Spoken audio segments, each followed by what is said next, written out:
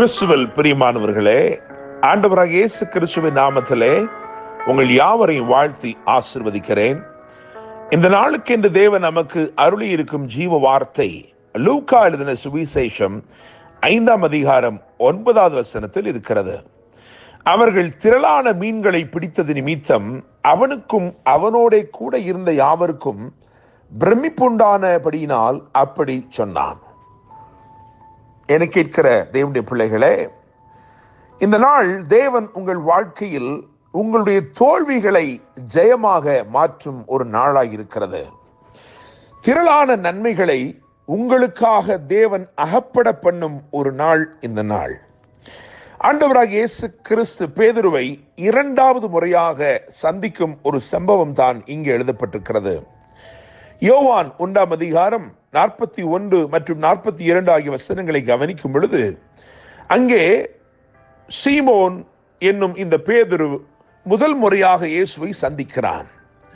அவனுக்கு சீமோன் என்றுதான் பெயர். அவனை ஆண்டவர் இயேசு கிறிஸ்து பேதுரு என்று அழைக்கிறார், பேரிட்டு அழைக்கிறார்.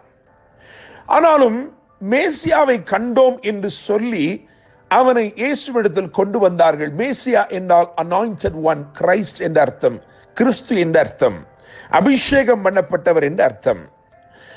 இயேசு கிறிஸ்துவை பேதுரு பார்த்த பொழுது ஒரு கவர்ந்தெழுக்கும் நபராக அவனால் பார்க்க முடியவில்லை. எனவே அவன் அவரை பின்பற்றாமலேயே தன்னுடைய வேலையில் தொடருகிறான். அவன் மீன் பிடிக்கிறவனாய் இருக்கிறான், அந்த வேலையில் அவன் தொடருகிறான். ஆனால் தேவன் அவனை நேசித்தபடினால், ஆண்டவர் இயேசு அவனை நேசித்தபடினால், அவன் தன் வழியே போனாலும் அவனை தேடி அவர் வந்தார். அவனுடைய வாழ்க்கையில் ஒரு நாளை குறித்து வைத்திருந்தார். ஒவ்வொரு நாளும் மீன்களை பிடித்துக் கொண்டிருந்த அவனுடைய வாழ்க்கையில் அவனை அகப்பட பண்ணும் ஒரு நாள், அவருடைய அன்பின் வலையிலே அவனை அகப்படுத்தும் ஒரு நாளை தேவன் முன் குறித்து வைத்திருந்தார். அந்த நாளிலே சம்பவித்தது என்னவென்றால், இரவெல்லாம் அவன் பிரயாசப்படுகிறான், ஆனாலும் ஒன்றும் அகப்படவில்லை.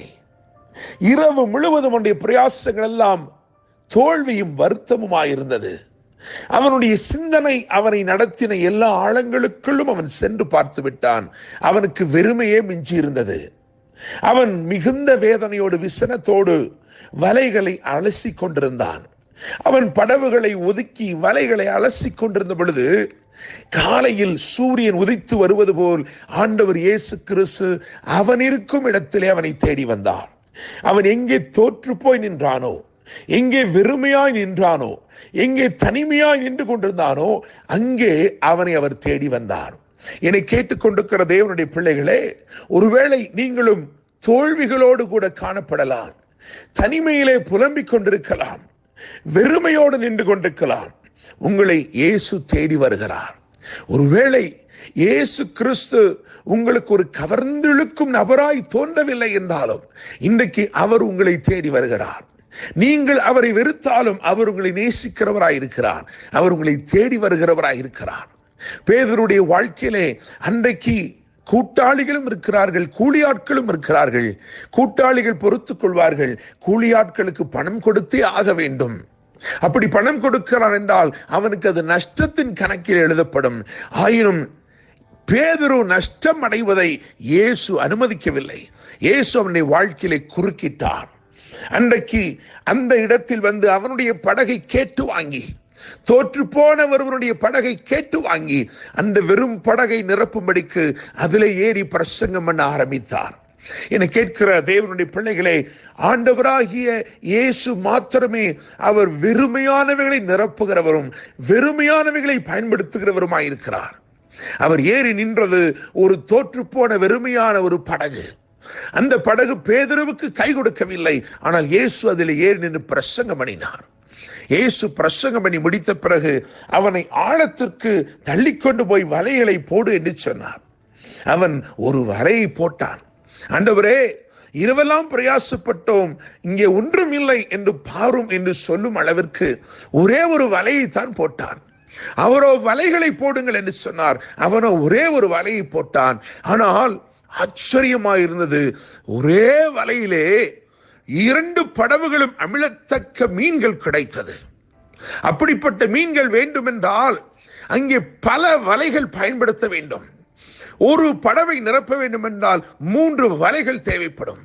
ஆனால் ஒரே வலையை கொண்டு 2 படவுகளும் அமிழத்தக்கதான ஒரு நிறைவை ஆண்டவர் கொடுத்தார். எனவேதான் ஆச்சரியத்தினாலே பிரம்மை கொண்டு அவர்கள் சொன்னார்கள், திரளான மீன்களை பிடித்த நிமித்தம் அவனும் அவரோட கூட இருந்த யாவரும் பிரமிப்பு உண்டானபடினால் அப்படி சொன்னார்கள். என கேட்கிற தேவனுடைய பிள்ளைகளே, இந்த நாள் உங்கள் வாழ்க்கையிலே பிரமிப்புண்டாகும் அற்புதங்களை அவர் செய்ய போகிறார். எந்த இடத்திலே தோற்று போய் தலைகுனிந்து நின்றீர்களோ அங்கேயே ஒரு பெரிய ஜெயத்தை வைத்திருக்கிறார்.